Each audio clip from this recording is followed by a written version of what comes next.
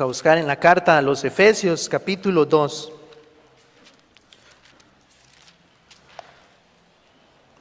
Como sabemos, es nuestro pasaje de memorización semanal, lo cual yo les insto, hermanos, porque realmente para mí, al estudiar, por ejemplo, todo el año anterior, cada pasaje que iba a exponer en la tarde, realmente es una bendición, hermanos, porque uno va a través de toda la Escritura y va conociendo más de la palabra del Señor y poder meditar durante la semana y luego venir el domingo, realmente eso nos edifica. Para mí en lo personal ha sido de gran edificación. Espero que ustedes también lo sea así y que puedan tal vez seguir ese consejo que les vaya a ser útil. Entonces vamos a leer el versículo 19, del 19 al 22. Así que ya no sois extranjeros ni advenedizos, sino conciudadanos de los santos y miembros de la familia de Dios, edificados sobre el fundamento de los apóstoles y profetas, siendo la principal piedra del ángulo Jesucristo mismo, en quien todo el edificio bien coordinado va creciendo para ser un templo santo en el Señor, en quien vosotros también sois juntamente edificados para morada de Dios en el Espíritu. Que el Señor bendiga esta meditación de su palabra. La carta a los Efesios, hermanos, fue llamada por un hermano en la antigüedad como la reina de las epístolas. ¿Y por qué lo llamó o la calificó de esa manera? Bueno, en primer lugar, el hermano dice, porque la carta a los Efesios es un resumen conciso o preciso de las buenas nuevas de paz, que es lo que se repite una y otra vez en esta epístola. Y contiene ese mensaje de las buenas nuevas, en este caso, que se le predicaba a los efesios. Y en segundo lugar, porque en esta epístola, al leerla, somos movidos, dice el hermano, al asombro y a la adoración. Por esto es que el apóstol Pablo dice en ella, en el capítulo 3, por esta causa doblo mis rodillas ante el Padre de nuestro Señor Jesucristo. ¿Y por qué causa? Él dice, porque a mí, que soy el más pequeño de todos los santos, me fue dado por la gracia de Dios anunciar entre los gentiles el evangelio de las incontables riquezas de Cristo. Y eso es lo que él anunciaba, que los gentiles son coherederos y miembros del mismo cuerpo y partícipes de la promesa en Cristo Jesús por medio del evangelio. Y él dice, por esta causa doblo mis rodillas, de este misterio que ahora es revelado. Un solo pueblo ha hecho el Señor. Y también, hermanos, cuando nosotros recordamos, y muchos aquí lo hemos utilizado tal vez varias veces cuando hemos evangelizado a otros, que esta epístola nos habla de que estábamos muertos en delitos y pecados, que seguíamos, como también ella señala, las formas de pensar de este mundo, que actuábamos conforme a Satanás, el príncipe de la potestad del aire, que ese es el contraste, porque la Escritura nos dice al creyente, sean conforme a la imagen de Cristo, pero antes éramos conforme al príncipe de la potestad del aire. Éramos hijos de desobediencia, porque incumplíamos la ley. También dice, vivíamos en nuestros propios deseos. Hacíamos la voluntad de nuestra carne y pensamientos. Y como resultado, el apóstol señalaba, por lo cual entonces éramos hijos de ira.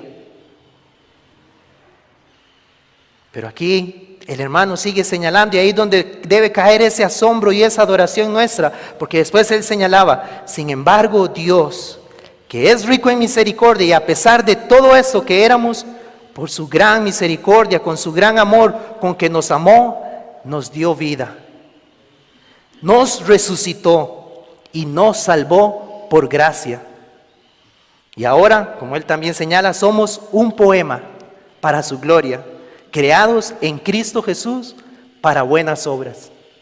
¿No es esto digno de asombrarse de lo que el Señor ha hecho en los que hemos creído en Él? Como el hermano J.C. Ryle decía, Nada endurece más el corazón del hombre como una familiaridad estéril con las cosas espirituales. ¿Cuántas veces estas verdades nos son predicadas una y otra vez, pero llegamos a estar tan familiarizadas que ya no nos asombramos ni adoramos al Señor por esta grandeza de su salvación, de lo que ha hecho? Quiere el Señor más bien que cada vez que somos recordados y expuestos al Evangelio, no perdamos ese asombro, hermanos, que recordemos de dónde el Señor nos rescató, cuál era nuestra condición, pero ahora lo que Él ha hecho por su gracia con nosotros. Y esta epístola entonces lo que trae es esa, podríamos decir, combinación de esa doctrina cristiana, de lo que el Señor ha hecho, pero también nos va a hablar del deber cristiano, porque conocer la palabra del Señor debe producir un fruto en nuestras vidas. Nos va a hablar de la fe cristiana, pero de la vida cristiana también. Lo que Dios ha hecho por medio de Jesucristo y lo que nosotros debemos ser y hacer como resultado de esa salvación.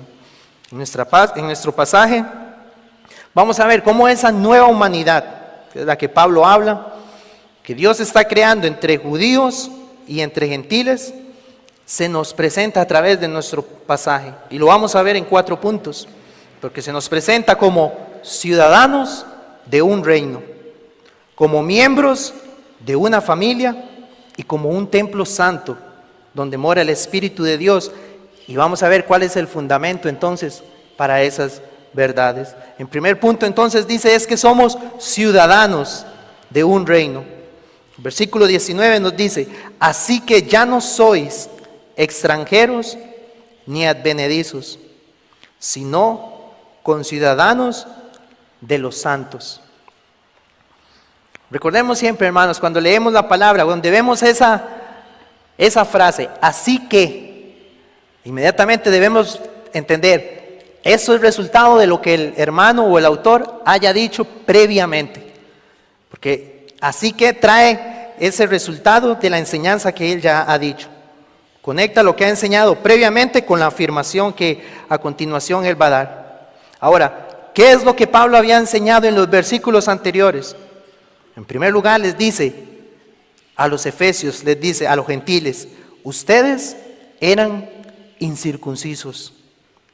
Que recordemos que esa era la manera despectiva como los judíos llamaban a los que no eran judíos, a los gentiles. Y si recordamos la historia de David y Goliat, ese fue el calificativo que David le dijo al gigante: tú eres un incircunciso que viene a retar a los escuadrones del Dios de los ejércitos.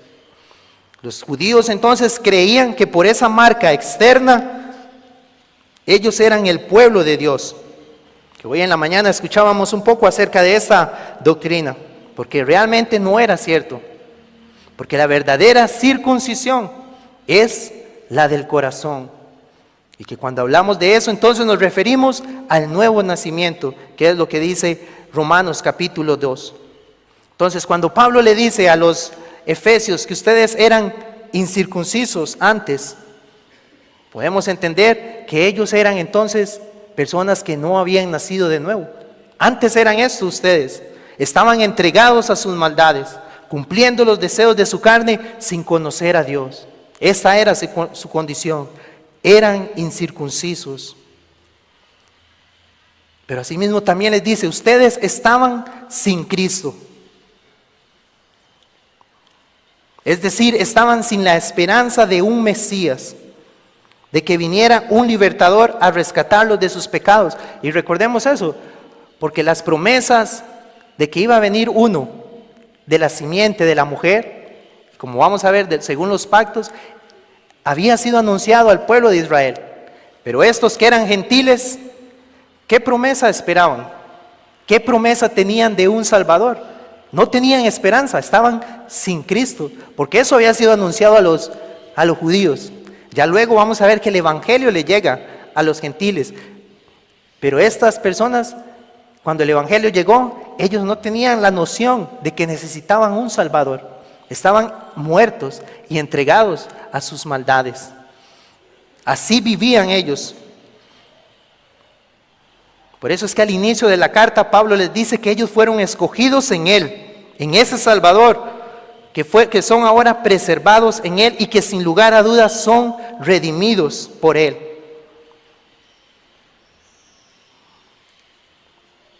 Pero estar sin Cristo, entonces Él le señala, es estar sin la fe en Él, estar sin comunión en Él y estar sin la obediencia que es debida a Él.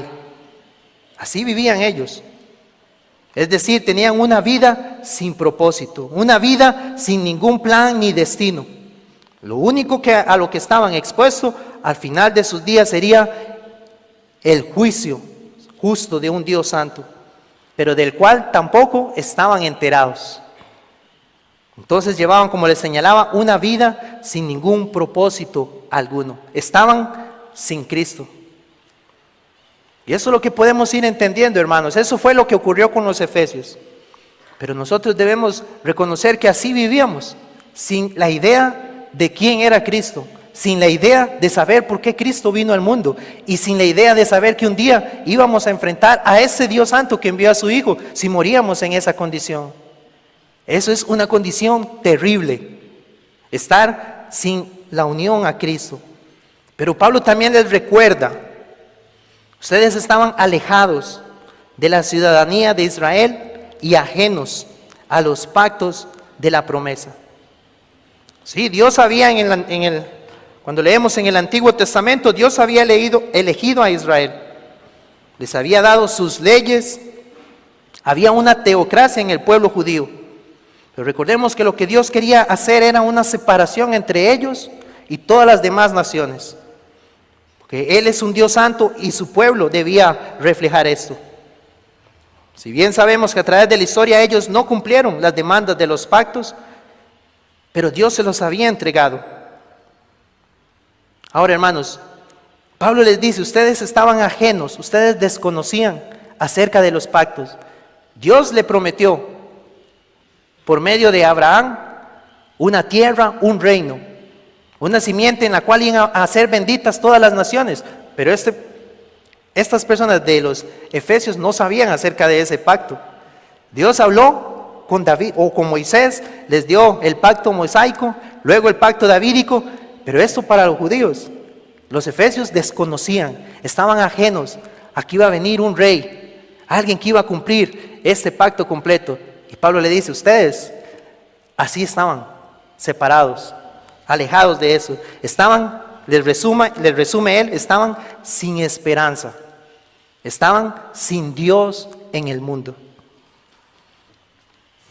El hermano Matthew Henry señala al comentar este pasaje, ¿quién puede, sin temblar, reflexionar en la miseria de una persona separada por siempre del pueblo de Dios, cortada del cuerpo de Cristo, caída del pacto de la promesa, sin tener esperanza ni salvador y sin ningún Dios, sino un Dios de venganza por toda la eternidad?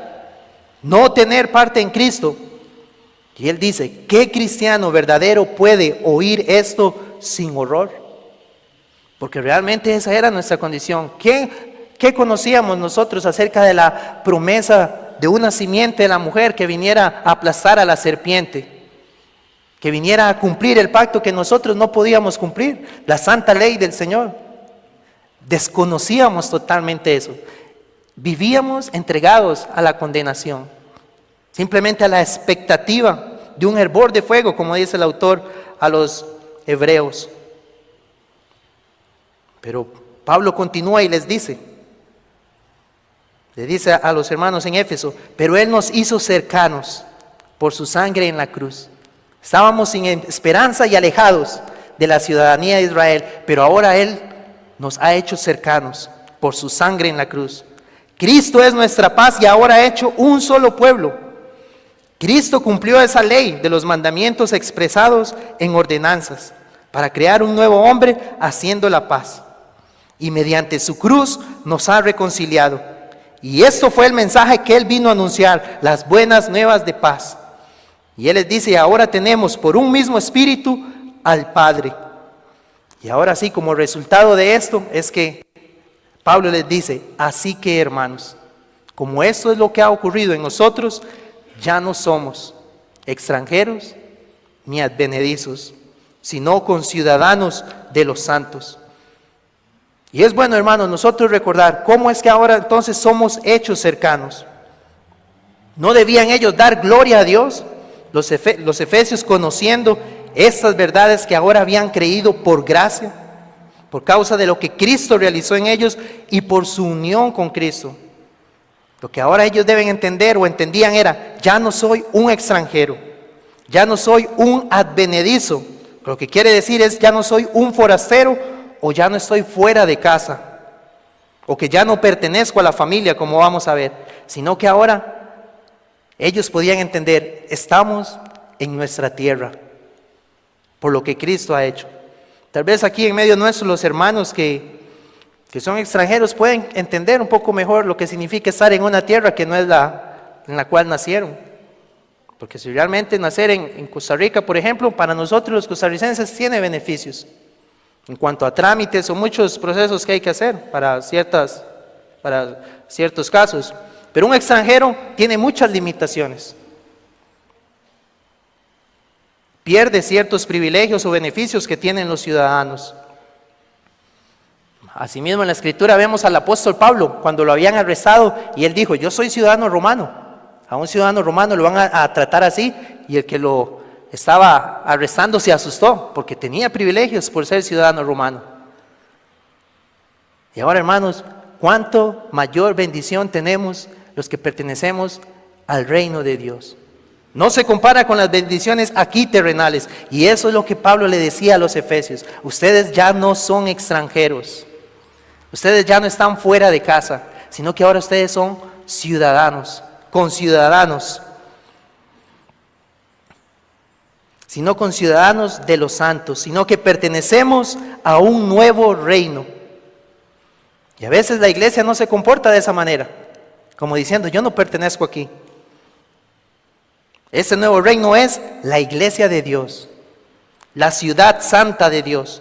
Antes extraños, forasteros, mas ahora tenemos una nueva ciudadanía. El reino de Dios debemos entender que es Dios mismo gobernando a su pueblo y derramando sobre ellos privilegios, pero asimismo las responsabilidades que tenemos nosotros como miembros de este nuevo reino. Por un lado, la bendición de que estamos en nuestro hogar. Aquí es donde ahora pertenecemos. Ya no somos hijos de ira, somos hijos de Dios. Pero también, así como en su casa, hermano, en su casa usted tiene sus reglas, las cuales se deben cumplir. Asimismo, en nuestro país hay leyes que se deben cumplir. Si ahora nosotros somos ciudadanos de este reino, eso es lo que debemos tener presente. Hay leyes que como ciudadanos del reino de Dios debemos cumplir. Si estábamos alejados, somos hechos cercanos, tenemos este privilegio de que le pertenecemos al Señor, pero también debemos ser conscientes de estas responsabilidades que tenemos. Nosotros debemos entonces, al seguir los mandatos del Señor, ser diferente a este mundo, porque nuestra ciudadanía no es de aquí. Pero la pregunta que hay que hacernos es: ¿estamos diferenciándonos como ciudadanos de otro reino? Porque Pablo le dice a los efesios entonces: pórtense como deben hacerlo los que han sido llamados por Dios. No pueden vivir como cualquier otro. Si usted pertenece al pueblo de Dios, Él les va a decir: quítense de ustedes o despójense. Y Él les dice: quítense toda mentira de ustedes, porque ahora ustedes les pertenecen al reino de Dios. Hable la verdad con su prójimo. Él les va a decir: no se enoje, porque eso es lo que les hace pecar. Y no dé lugar a Satanás entonces. No robe más y no trabaje para que ayude a otros. Que palabras corrompidas no salgan de su boca, sino más bien que lo que usted habla sea para la buena edificación de los que lo oyen. Y después él hace una lista y dice: pero también quítese de usted la amargura. Usted es del reino de Dios, quítese de usted entonces el enojo, la ira, la gritería, los insultos y toda maldad. Debe despojarse de eso. Pero a la misma vez también le dice: eso debe estar fuera de usted como ciudadano del reino de Dios. Pero a la misma vez, en su lugar, Lo que usted debe hacer es bueno los unos con los otros. Debe mostrar misericordia. Debe perdonarse unos a otros. Y debe vivir en santidad. Eso de manera individual es lo que se nos demanda y se espera de alguien que pertenece al reino de Dios. Por eso es que nosotros debemos evaluarnos. ¿Estoy viviendo como un ciudadano del reino de los cielos de esta forma? ¿Me he vestido de esta santidad? Recordemos que esto es para los que forman parte del reino. Porque el que no forma parte de este reino seguirá viviendo según sus pecados, entregados a ellos. Individualmente eso es lo que se espera, pero de manera colectiva, como iglesia, pues bien, Dios también con su palabra nos regula. Dios ordena cómo las cosas en su iglesia se deben hacer. Como escuchábamos hace unos meses, ¿cómo vamos a adorar a Dios aquí? Precisamente como su palabra nos lo manda. No según el gusto de los que lideran acá, sino como Dios lo ha revelado en la Escritura. Muchas veces eso es la idea que algunos tienen. Y creo que una vez les comentaba, que cuando le mencioné a algunos amigos de otros lugares, de otras iglesias, cómo era el culto a la iglesia que ahora yo asistía, entonces ellos me decían que eso es porque es más como su personalidad. Entonces a usted le gusta más que sea el culto de esa manera. Pero entendemos que no es así. No es el gusto del que viene, sino es por como nuestro Rey nos gobierna. Él estipula cómo debe ser adorado. ¿Cómo nosotros vamos a dirigirnos? ¿Cuál es el orden de la iglesia? El orden al elegir oficiales lo tenemos en la Escritura. No tenemos que inventar nada. ¿Cómo vamos a tratar el pecado en medio de la iglesia? Asimismo, hermanos, no tenemos nosotros que venir a inventar cómo vamos a tratar una situación de pecado, ya sea escandaloso o un descuido en los hermanos. Vamos a ir a la Escritura y ella nos dirige. Como vamos a ver, porque la Escritura es el fundamento del reino. Somos ciudadanos de este reino y le debemos entonces sujeción al que nos redimió y nos trasladó a su reino. Algunos dicen que, o en algunos contextos, que desean escuchar una palabra de Dios. Y por eso es que en muchos lugares se da ese gran peligro de gente que dice que Dios les habló. Pero nosotros, como ciudadanos de este reino y que queremos ser fieles a Él, tenemos esta palabra donde Él nos ha hablado. Y ese rey, a ese rey le debemos sujeción. ¿Quiere usted obedecer más al Señor? La pregunta es cómo está tratando su palabra. Porque ahí es donde usted conoce la voluntad de su rey. Mientras usted más conoce la palabra, entonces mayor obediencia le brindará a su rey. Y como entendemos, esto será en gratitud por todo lo que entendimos que éramos, pero como Él ahora nos ha hecho cercanos y ciudadanos de su reino. Pero ahora Pablo pasa de una manera más general, podríamos decirlo como ciudadanos, a hablarnos ahora como de la familia. Ciudadano, pero también miembro de la familia. De lo más general a lo más íntimo, podríamos decir. Ya no somos extranjeros ni advenedizos, sino conciudadanos de los santos, y dice, y miembros de la familia de Dios. Podríamos considerarlo. ¿Cómo se siente usted cuando una persona viene y le expresa y dice, es que usted es como parte de mi familia? Tal vez cuando visitamos a algún hermano o algún conocido y alguien le puede hablar y decir de esa manera, o lo presenta con alguien y dice, él es un amigo, pero él es parte de la familia. Él es como uno más. Realmente es algo muy que genera un buen sentimiento en la persona escucharlo. Pero ¿cuánto más usted y yo deberíamos meditar en decir, somos parte de la familia de Dios? Tenemos un Padre y tenemos un hermano mayor y tenemos hermanos. Eso debe ser de gran valor y aprecio para nosotros, que formamos parte por su gracia de su familia. Y aquí quería recordarles el ejemplo de este hombre que se llamaba Mefiboset, en el segundo libro de Samuel, capítulo 9, versículo 11. Que si ustedes recordarán, este hombre era hijo de Jonatán, que era nieto del rey Saúl. Y el rey David, dice la Escritura, que quiso mostrar misericordia con este hombre. Recordemos que en ese tiempo, cuando usted quería eliminar a aquel que pusiera en riesgo su reinado, usted eliminaba a toda la familia del que había reinado en este caso anteriormente. Que eso era lo que en teoría entonces debía haber ocurrido con Mefiboset, porque era descendiente de Saúl. Pero veamos lo que hizo el rey David.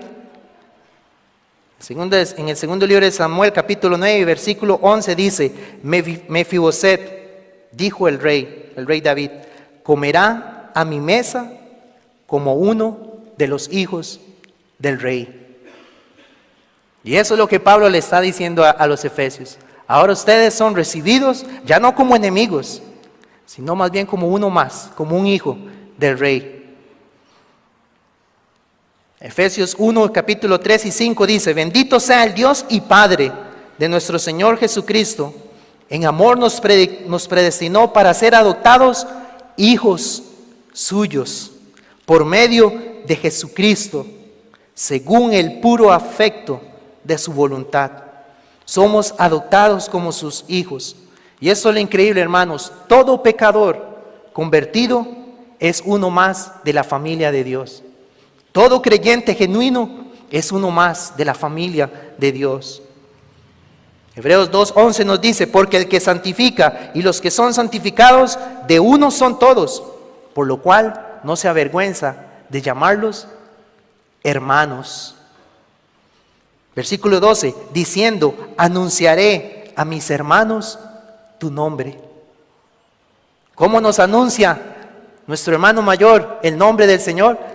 Por su palabra, hermanos. Es ahí, a través de ella, donde podemos conocer a nuestro Padre, a través de nuestro hermano mayor.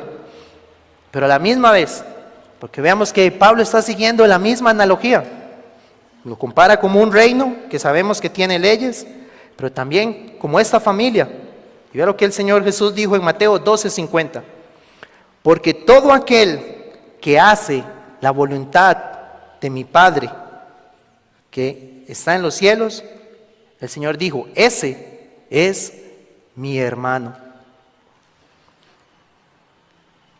Y eso es lo que debemos considerar. El que hace la voluntad del Padre es hermano. No todo el que lo confiesa, sino cómo está viviendo.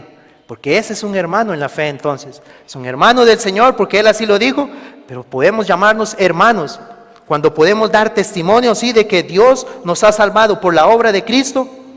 Ahora formamos parte de su familia, que entendamos que estas analogías es acerca de la iglesia, donde se reúne el reino de Dios, donde está la familia de Dios. ¿Y por quiénes está formada? Por hermanos y hermanas, aquellos que hacen la voluntad del Señor. Por eso es que un hermano, y por eso le puedo entender tal vez ahora un poco mejor, porque él señalaba que no podemos llamar hermanos a todos, a todo el que viene a la iglesia, sino que realmente aquel que ha dado testimonio y que vive según la voluntad de nuestro Padre. Aquel que vive haciendo lo que Dios manda en su palabra, es donde nosotros podemos ver entonces a uno que sí le pertenece al Señor y que así como Dios nos salvó y ha puesto su ley en nosotros y hoy vivimos obedeciéndolo, también aquellos que el Señor ha hecho lo mismo, puedo llamarle, este es mi hermano en la fe. Y aquel entonces que forma parte de esta familia es al que yo llamo hermano, porque estoy viendo que está siguiendo la voluntad de mi Padre. Y aquí, hermanos, esto también debemos recordar, en la familia nos cuidamos. No debemos ser como Caín, que cuando le preguntaron ¿dónde está tu hermano?, ¿cuál fue lo que él contestó al Señor? ¿Soy yo acaso guarda de mi hermano? Realmente no, lo que entendemos es que ahora nos vestimos de amor y nos perdonamos los unos a los otros.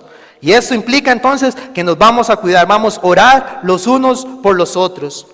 Vamos a estar pendientes de nuestros hermanos, pero no como hemos entendido para estar señalando si está haciendo algo malo, no, sino porque realmente nos preocupamos por nuestros hermanos. Es un genuino amor por aquel que también ha sido salvado por nuestro Señor Jesucristo. Por eso, hermano, no debe sentirse mal si en alguna ocasión un hermano se acerca y le pregunta, hermano, he visto que tal vez se ha ausentado de las reuniones de oración, que antes usted venía más regularmente. ¿Ha pasado algo? ¿Puedo ayudarle orando por esa situación? ¿De qué manera puedo colaborarle? Porque eso es lo que debemos realmente expresar nosotros, los unos por los otros. si somos parte de esta misma familia, en lo espiritual y también en lo material, cuando tengamos con qué ayudar. Cuanto más si vemos a algún hermano que estuvo entusiasmado sirviendo al Señor, pero vemos tal vez ahora que ha menguado. Bueno, nos acercamos con amor. ¿Qué ha pasado? Vamos a orar por esa situación que lo tiene afligido o desanimado, para que el Señor nuevamente le avive y que recupere ese deseo y ese gozo de servirle a Él. Asimismo, como iglesia nos gozamos cuando un hermano nuestro se goza. Cuando vemos que el Señor le concede una bendición, nos vamos a gozar con nuestros hermanos. Y va a ser un gozo genuino, no debe ser algo fingido. Ese es parte del fruto del Espíritu en el creyente, el gozo. No necesariamente, porque muchas veces queremos que se gocen cuando me pase algo bueno a mí. Pero no, el gozo es cuando veo a mi hermano que el Señor le está prosperando. Y no pensemos que tal vez solo en lo material, sino en lo espiritual. Que el Señor le concede crecer en su servicio, crecer en santidad, que el Señor levanta obreros aquí como hemos estado orando. Nos gozamos porque son nuestros hermanos, que vemos que el Señor les está permitiendo y les está dando más de su gracia para servirle. Pero a la misma vez, dolernos con los que se duelen realmente. Estar triste cuando un hermano nuestro está triste. Y nuevamente esto tiene que ser genuino, no debe ser fingido. Y eso va a ocurrir cuando, conforme más nos conozcamos unos a otros y más cercanía, como debe existir en una familia, realmente vamos a poder apreciar más esto. Y eso es lo que se espera entonces de la familia. Pero entonces vemos que somos un reino, ciudadanos de los santos, miembros de la familia de Dios. Pero también Pablo va a decir, pero somos un templo santo, donde mora el Espíritu de Dios. Versículo 21 dice, en quien todo el edificio, bien coordinado, va creciendo para ser un templo santo en el Señor. En quien vosotros también, le dice a los efesios, ustedes también sois juntamente edificados para morada de Dios en el Espíritu. Ahora en el versículo 21, cuando él nos habla de que todo el edificio va bien coordinado, la idea ahí es que se refiere a que cada pieza de ese edificio o de ese templo que está siendo edificado está encajando perfectamente. Cada parte está de manera precisa o se ha ajustado de manera exacta, con comodidad y firmeza donde corresponde. Y eso es lo que nosotros debemos ir apreciando acerca de esas comparaciones que se hacen con la iglesia. Ahora nos dice que es un edificio, que ya vamos a ver la base de ese edificio, pero este edificio va todo bien ajustadito. Cada pieza donde corresponde, unas más grandes, unas más pequeñas, la manera que sea, pero ahí Dios lo está encajando. Y Él está diciendo a los efesios, así ustedes ahora son. En este templo que Dios está edificando, ahí van ustedes para crecer, para ser un templo santo. Muchos aquí hemos escuchado cuando se ha expuesto la clase de doctrina de la iglesia, que recordamos aquel pasaje en el primer libro de Reyes, en el capítulo 6, versículo 7, cuando habla de la edificación del templo, el templo de Salomón. Y dice el versículo 7, y cuando se edificó la casa, la fabricaron de piedras que traían ya acabadas, de tal manera que cuando la edificaban, ni martillos ni hachas se oyeron en la casa, ni ningún otro instrumento de hierro. Entonces, lo que debemos poner aquí en énfasis es piedras que traían ya acabadas. Ahora comparémoslo con la segunda carta de Pedro, capítulo 2 y versículo 5. Él le dice a los hermanos de la dispersión, vosotros también, como piedras vivas, sed edificados, nuevamente la misma idea, como casa espiritual y sacerdocio santo para ofrecer sacrificios espirituales aceptables a Dios por medio de Jesucristo. Siguiendo esa analogía, hermano, de ese edificio con piedras ya acabadas, y Pedro nos dice que somos piedras vivas. Entonces lo que entendemos es que ese edificio que es la iglesia está formada por creyentes verdaderos, piedras vivas. La iglesia entonces está constituida de creyentes. Y eso es muy importante conocerlo. Porque dice que ese edificio va creciendo con esas piedras vivas para ser un templo santo en el Señor. Y eso es muy importante, hermanos, porque debemos entender entonces, los que forman la iglesia, los que deben ser recibidos en la iglesia, deben ser creyentes, que realmente han sido salvados por el Señor. Porque si seguimos la idea del edificio, si usted trae una piedra que no encajaba en donde la estaba colocando, usted le empieza a dar forma ahí para ver si entra. Pero la idea que nos está trayendo es que traía una piedra ya viva, lista, y encajaba aquí. Lo que debe recibirse en la iglesia son creyentes que ya han sido salvados. Es redondar, pero es gente que ya realmente ha nacido de nuevo. Porque debemos entender entonces, y eso es importante, que si en la iglesia se reciben personas que no son creyentes, no van a encajar entonces en esa edificación. ¿Y qué circunstancias difíciles podrían traer para la iglesia? Aquellos que se reciben y que no han nacido de nuevo. Entonces ahí es donde nosotros, como iglesia, por la gracia de Dios, que nos ha concedido conocerle, debemos entender la responsabilidad que tenemos como aquellos que han recibido las llaves del reino, para confirmar quiénes son verdaderos.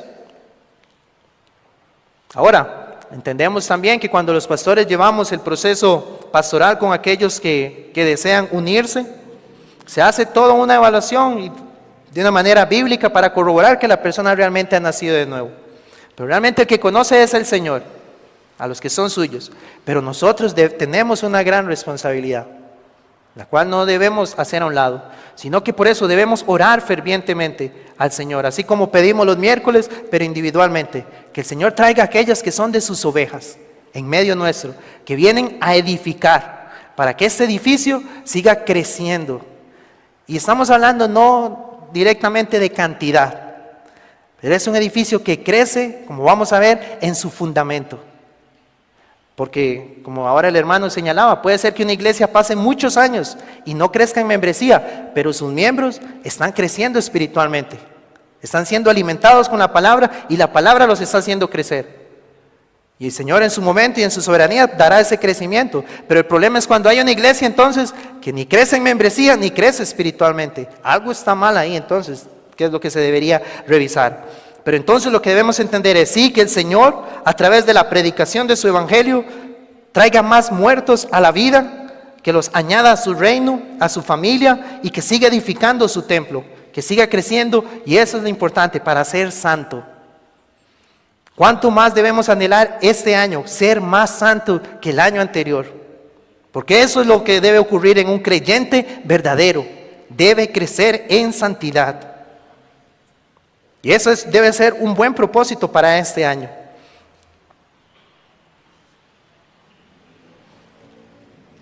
Ahora en el versículo 22, Pablo le dice, en quien vosotros sois juntamente edificados para morada de Dios en el Espíritu.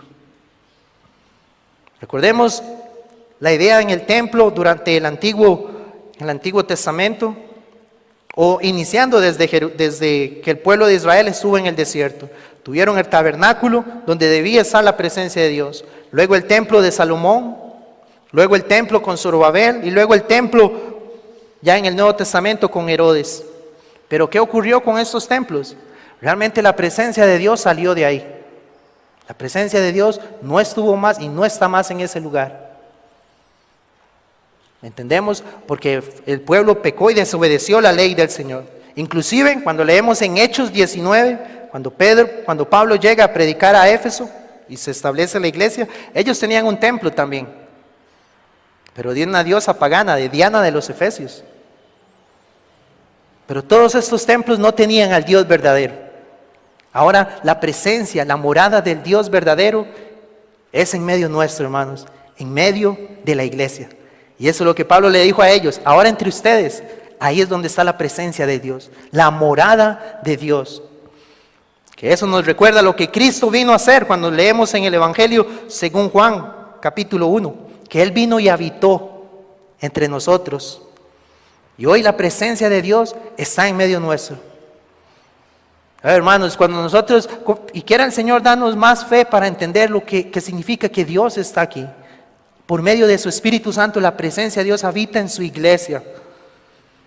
¿Con cuánto temor entonces nos acercaríamos a Él? ¿Con cuánto temor le obedeceríamos a Él? Pero esto, nuestra fe puede crecer en estas verdades, pero conforme somos expuestos a la palabra.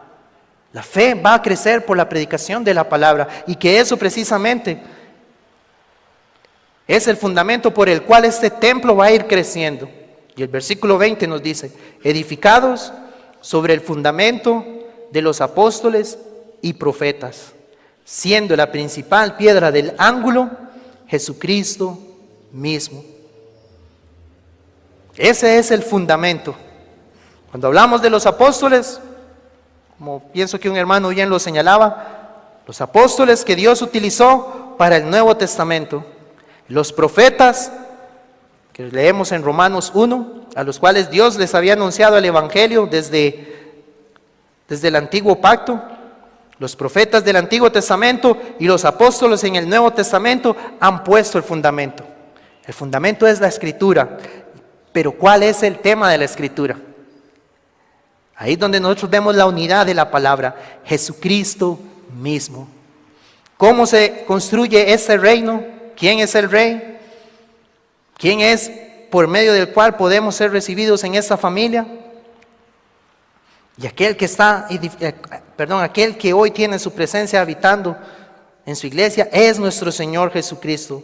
Pero esto es con el fundamento de la verdad que se revela en su palabra. Por eso es que la confesión lo usa en el capítulo 1 para decir: la Santa Escritura es la única regla suficiente, segura e infalible de todo conocimiento, de toda fe y obediencia, salvadores. Y esas son las tres cosas que debemos tener presente: lo que debo conocer, todo conocimiento; lo que debo creer, toda fe; y lo que debo obedecer, y obediencia, salvadores. Eso es la Santa Escritura. Pero lo que debo conocer sobre Cristo, lo que debo creer de Cristo, y lo que yo debo obedecer al Señor Jesucristo. Por eso entonces nosotros debemos evaluarnos. Si al ir a la Santa Escritura, estoy creyendo la verdad sobre Cristo, conociendo la verdad sobre Cristo, estoy creyendo esa verdad y la estoy obedeciendo. Jesucristo es ese mismo fundamento entonces que los apóstoles y profetas anunciaron, la piedra principal. Ahora, cuando leemos en la primera carta a los Corintios capítulo 3 y versículo 5, cuando Pablo le dice a los hermanos precisamente esto que estaba ocurriendo, que uno de Pablo, otro de Apolo, en el versículo 5 dice: ¿qué pues es Pablo y qué es Apolos? Servidores, por medio de los cuales habéis creído. Y eso según lo que a cada uno concedió el Señor. Yo planté, Apolos regó, pero el crecimiento lo ha dado Dios. Así que ni el que planta es algo, ni el que riega, sino Dios que da el crecimiento. Versículo 8: y el que planta y el que riega son una misma cosa, aunque cada uno recibirá su recompensa conforme a su labor, porque nosotros somos colaboradores de Dios y vosotros sois labranza de Dios, y otra vez, edificio de Dios. Conforme a la gracia de Dios que me ha sido dada, yo como perito arquitecto puse el fundamento y otro edifica encima, pero cada uno mire cómo sobreedifica. Y en el versículo 11, porque nadie puede poner otro fundamento que el que está puesto, el cual es Jesucristo. Ese es nuestro fundamento, hermanos. En medio de nuestra iglesia debemos rogar al Señor que aquí sea siempre predicado y proclamado el mismo fundamento, Jesucristo. En el momento en que dejemos ser fieles a la predicación de Jesucristo, ya no seremos más una iglesia verdadera, ya no seremos más el reino de Dios. Recordemos que eso es lo que el Señor le advirtió a las iglesias en el Apocalipsis. Debían arrepentirse porque si no, Él iba a quitar su presencia a ellos. Ahora, la iglesia del Señor va a perseverar hasta el final. Ese es nuestro consuelo. Pero debemos rogar al Señor que en medio nuestro siempre estén hombres que prediquen fielmente a Jesucristo. Ningún otro mensaje. Recuerdo hace un tiempo que escuchaba a un hombre, un pastor, que le pedía a su congregación que le enviaran chistes para que el día siguiente, el próximo culto, él contara esos chistes cuando iniciara el sermón para romper el hielo. Eso no es una iglesia, realmente. La Biblia habla de sinagogas de Satanás, al contrario, y usa calificativos muy fuertes. Porque aquí vemos que es morada de Dios, un lugar santo que debe crecer en santidad. Y eso es lo que nosotros debemos anhelar, pero el fundamento está puesto, el cual es Jesucristo. Por eso ahora le decía a un hermano, nosotros no vamos a predicar nada nuevo, nada que antes en el pasado no se haya anunciado, sino que es el mismo evangelio, lo que debe ser anunciado una y otra vez. Como veíamos al inicio, debemos ser asombrados de lo que Dios hoy en este tiempo a nosotros en su gracia nos ha concedido, que ya no pertenecemos al reino de las tinieblas, no somos extranjeros, somos conciudadanos de su reino, somos de su familia y somos ese templo donde la morada de Dios habita, con el fundamento que es la palabra que nos anuncia a Jesucristo, nuestro Rey y nuestro Salvador. Amén. Vamos a orar. Te damos gracias a ti, Señor, por tu palabra, porque ella es la que nos revela a tu Hijo, nuestro Señor Jesucristo. Ayúdanos, oh Señor, individualmente a crecer en el conocimiento de Cristo, en la fe en Él y en la obediencia a sus mandatos.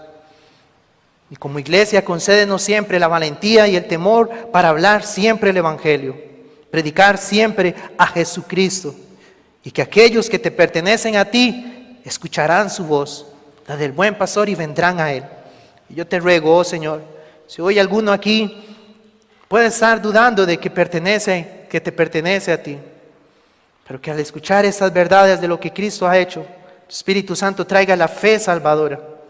Y aquellos también que realmente desconocen todo acerca de Cristo, de los pactos, del anuncio, de lo que Él iba a venir a hacer, que hoy el Espíritu Santo le cambie el corazón, le dé una mente nueva y comience a conocer y a deleitarse en conocerle más a Él, al único que nos puede salvar.